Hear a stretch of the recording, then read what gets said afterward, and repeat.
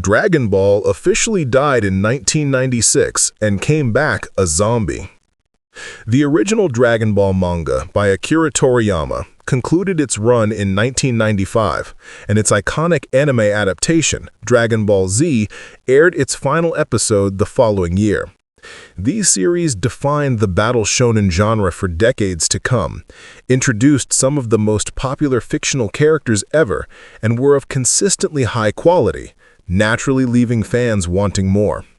Sadly, when the fandom got its wish, what they got wasn't Dragon Ball, but its living corpse.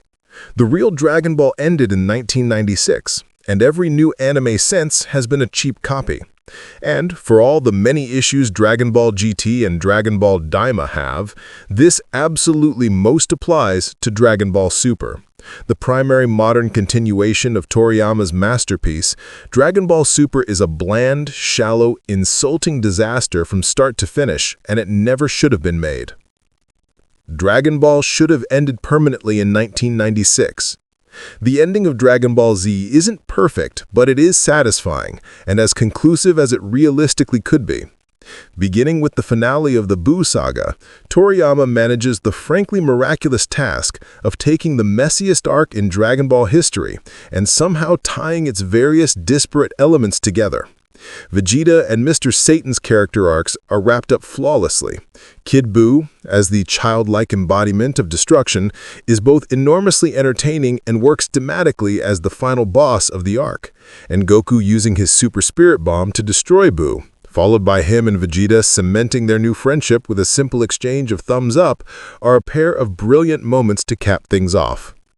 The epilogue of Dragon Ball, The End of Z, succeeds in spite of how clunky it is. With how long the series was, how many characters it featured, and how many in-universe decades had passed over the course of its run, ending things off on the note that there will still be more adventures to come just makes sense, especially given the anime's overarching theme of there always being someone stronger. From now till the end of time, fans will poke fun at Goku for abandoning his friends and family to train Oob, a child he'd just met. But this type of behavior is entirely in line with how Goku typically acts, and the introduction of a purified, human reincarnation of Kid Buu works to make the End of Z feel more like a natural extension of the Buu saga. Dragon Ball Super is a soulless anime compared to DBZ. After DBZ's finale, Dragon Ball GT continued its storyline without Toriyama's involvement.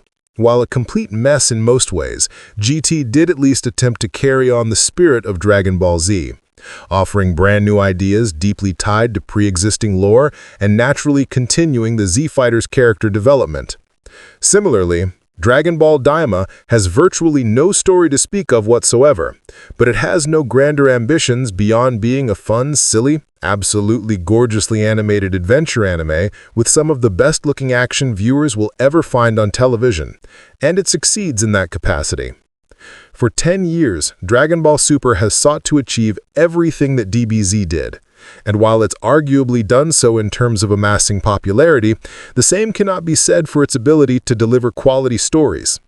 The movie recap arcs that began the anime are horrendously animated, poorly paced slogs that are inferior to their film counterparts in every way. An impressive task when Dragon Ball Z Resurrection F was a worthless cinematic installment to begin with. The Universe 6 saga is one of the most boring tournament arcs in anime history, with little to nothing of interest occurring throughout it. The Future Trunks saga recalls Dragon Ball GT, as it fumbles every interesting idea it has in the name of fan service, and the Universe Survival saga is nothing but mindless action and fan service all the way through. Dragon Ball Super's manga-exclusive arcs and movies all have their own issues as well, but there are certain overarching problems that make the series not just a poor sequel, but an outright zombie. Characters, most notably Goku and Gohan, act nothing like they should. The franchise's internal rules and consistency are regularly tossed away without care. New power-ups and transformations are constantly introduced without them meaning anything. None of the arcs themselves actually have messages, and almost no one in the cast ever enjoys any type of character development. Dragon Ball Super takes iconic characters, props them up, and forces them into one meaningless fight after another, as it continuously dyes their hair new colors in a shameless attempt to sell action figures and to distract its audience from realizing there's nothing of substance going on, and that there's zero tension due to the anime being set in a static status quo in between the finale of the Buu saga and the end of Z. Dragon Ball will always be legendary, but its legacy has most certainly been tarnished over the past decade. Instead of being remembered as a groundbreaking manga and anime first and foremost, its reputation moving forward will forever be of a meaningless, flashy product designed to push merchandise first and foremost. Had the story simply ended with DBZ in 1996, this unfortunate state of things could have been avoided.